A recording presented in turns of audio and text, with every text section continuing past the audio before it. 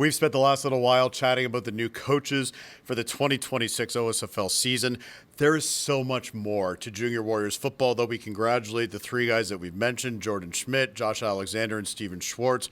But we're here with Tymon Hardman to talk about the organization as a whole, how 2025 went, your first season of AAA, plans for 2026, and beyond. As the president of the association, you have to plan long-term for the continued success of Junior Warrior football. Let's just start with the 2025 season, some of the positives, some of the ups, and some of the great things that happened. Tymon.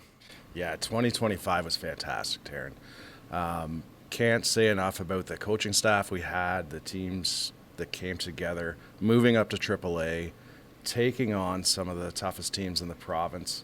Hey, man, that U16 team, they beat London. That was something, right? Like, nobody expected that. As Jordan said to the team before that, go out and shock the world, and they did. Mm-hmm. Our flag program is fantastic.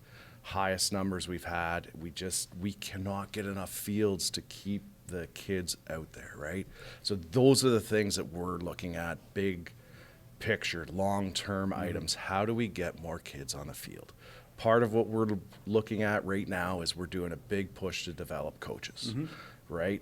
Talking about how our strategies are, how we're going to get more coaches out on the field, how we're going to get coaches from coaching their kids at U10 to develop them into quality coaches that can take on the U16 and U18 teams.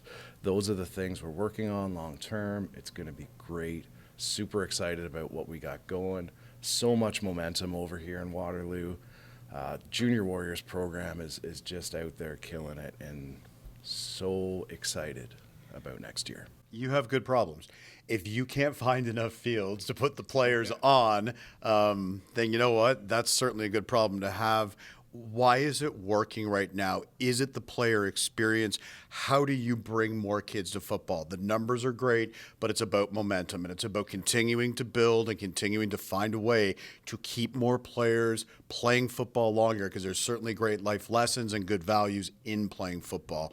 The player experience is what, and you can take on more. You will take on more, whether it's coaches or players, Tymon. Absolutely. Yeah, the big thing for us is We've had some success, and it's not all about success. It's not all about touchdowns and wins and losses. We're getting success off the field. We have some great players, some great coaches. We're doing some great things. We've built a great family environment. It's very positive. We work together. This season, we did something. I took 350 of my close friends, and we went to the Ticats game. 350. When we said we have a bye week, let's do something, I was shocked at the response. Right? And it was both tackle and flag. We all came together to go out for that. Success for the kids is more than just what we're doing. We have kids that are moving on to play youth sports. Yep. Every year we get 4 or 5 kids moving on. We've got a big group of kids this year that's gone down to the States to go to prep schools and play. I was shocked at the number when I looked at it. Shocked, super proud, and saddened at the same time, because these are kids that won't be coming back. Right. The great thing is, with the program and the strength that we have, it opens up more opportunity for more kids to come in and take those positions. One of the things I thought was really neat about 2025 was that U14 single A team. Andrew Smith, who is the vice president of Waterloo Region Minor Football, we were at the banquet, and he said, I did not want to leave one kid off the field that wanted to have the opportunity to play. That is why you created the U14A program.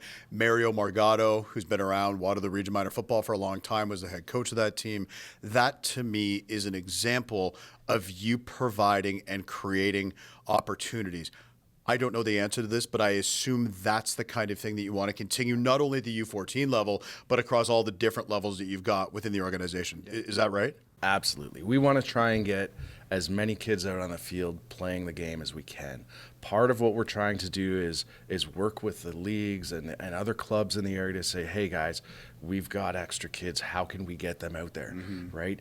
What we want to do is we want to make more competitive teams with slightly smaller rosters to get them out there and then take those excess kids and put them in there at another level. So if we've got a U16 AAA team, if we can get them going and they're good, we'd take all those other kids that are out there and get them playing on either a 16 single A or 16 double A team.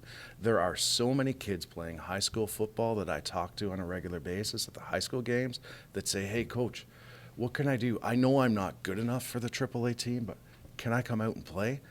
Yes, we want to make that happen. We're working hard to make that happen. That's what we want to see. Yeah, that's great. That's a great way to put it. And you can find out more details about that. It will be up there in the next little while. juniorwarriors.ca.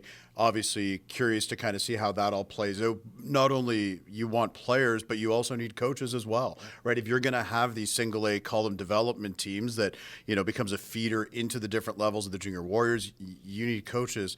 How do you attract a plethora of coaches? You've got good ones, Kyle Stiles, Blair Walker, Jordan Schmidt, Josh Alexander, Steve Schwartz.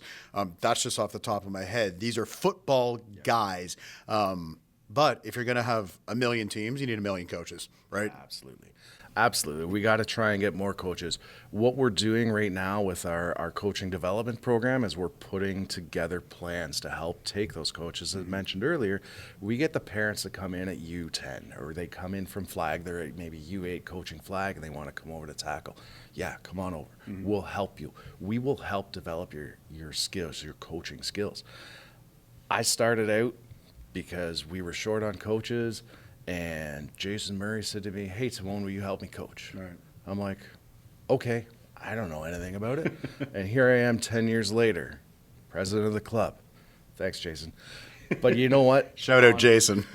I honestly, guys, I love it. It's great. That's part of what we do. We want to get people out there.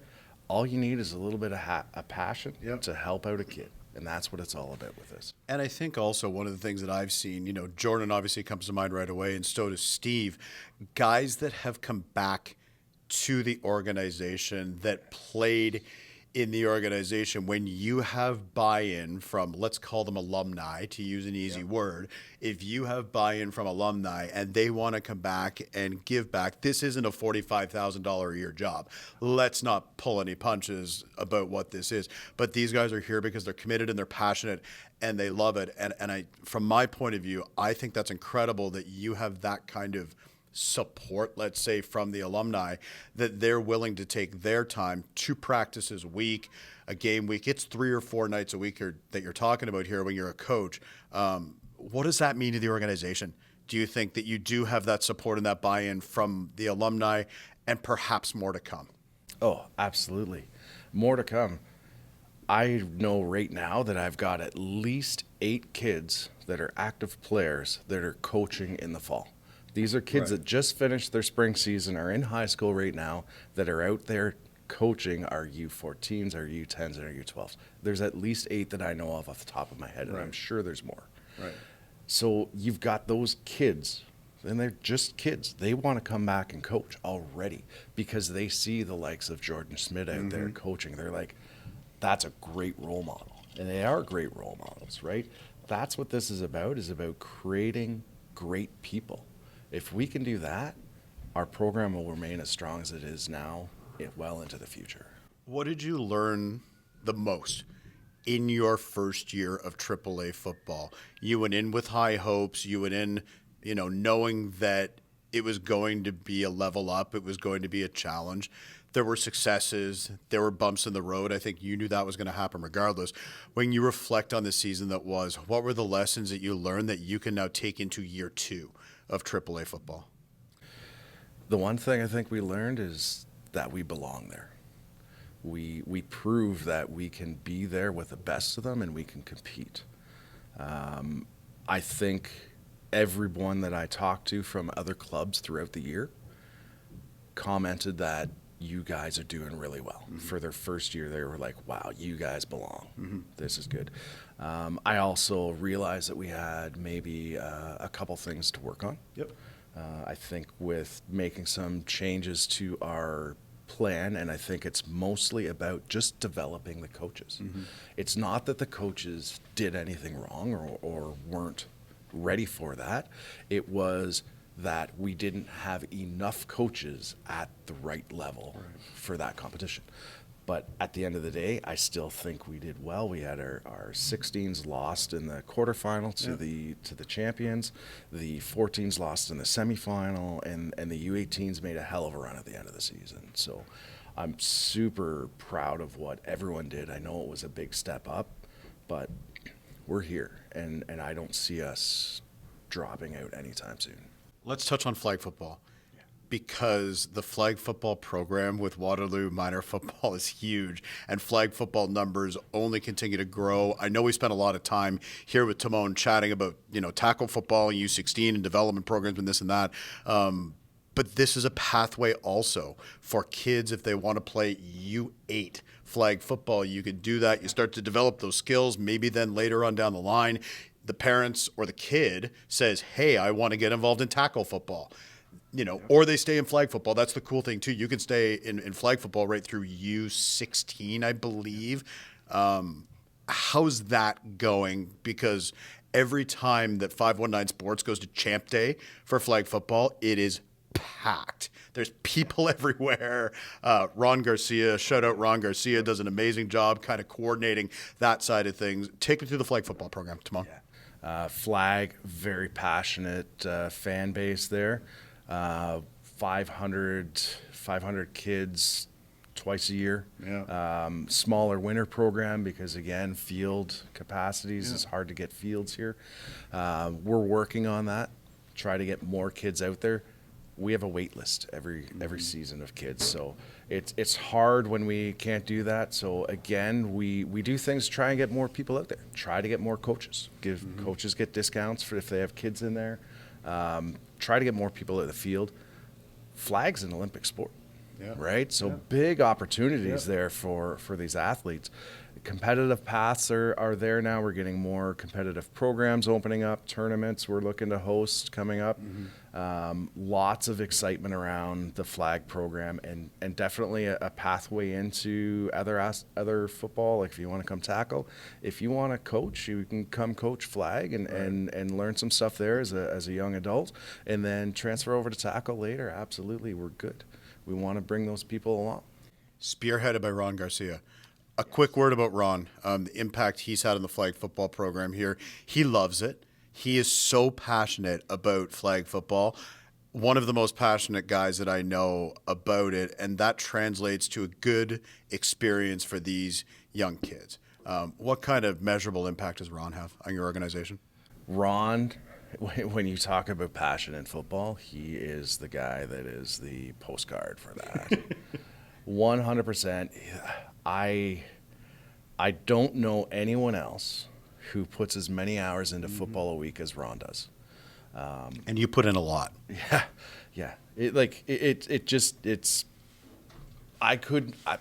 I'm amazed at what he can do in a week. He does so much for the sport. He's out there coaching. He's convening the flag program. He's coaching at different levels outside our club. He's being an official. Right? Like, this is a man that is passionate, and he's helped drive what we have in that flag program. And it's been so great for our program as a whole, right? It really puts us on the map out there in the community. He's one of the people, obviously you say, that's got the passion. I also want to take a minute here to shout out the Waterloo Jr Warriors executive, the board of directors, the people that put in all the work behind the scenes. I can't go through the names because I know I will miss a couple, so I'm not going to do that. But I also want to give them credit for the time and the hours that they put in to drive this engine, whether it's tackle football or flag football. These people care, and they're trying to create a good, positive experience for your son or your daughter to be involved with the Junior Warriors program and obviously involved in local football. Lastly, Tymon, programs coming up, combines coming up, winter skills as well, correct? Yes. Yeah, so again, we're going to run our winter skills program again starting in January. Registration will probably open up around December 1. It's a big program. It is what I feel is one of our best programs as far as getting athletes out and developing them. If you are a high school player and you want to get better, or if you are someone that thinks you want to come play for the Junior Warriors in the spring, come out. If you're a flag player and you want to get better, it's not just tackle football skills that you're learning. These are generic football skills. Yes, there'll be some tackling techniques and things like that, but I tell you, like, these kids are getting out there 2-3 days a week. Sometimes we've got gym time, we've got plyometrics in the gymnasiums, we've got on turf stuff, and we got some high quality coaches out there. It is a great program. And then after that, late February, we'll post early January with the dates and times when we get everything booked. We're going to run our combine. We run our combine with the same equipment and everything else that the NFL does in their regional combine the week right after ours, in the exact same facility that they come in and do it. We get the timing down, the results are there for you. We have university scouts out there for the kids that are looking to get scouted and recruited. It's a great program. It's a lot of fun. This has been a lot of fun. The State of the Union for 2025 is what it feels like with Waterloo Jr Warriors President Tymon Hardman. Great work in 2025. 519. Myself, obviously, look forward to an amazing continued partnership. Great to do these interviews and put this series together to introduce the coaches and take you a little bit behind the scenes with Nick Raquel, the coaching director, obviously Tymon Hardman, who's the president of the association. Continued success, my friend. Certainly appreciate your time and looking forward to everything that comes ahead for 2026 with OSFL.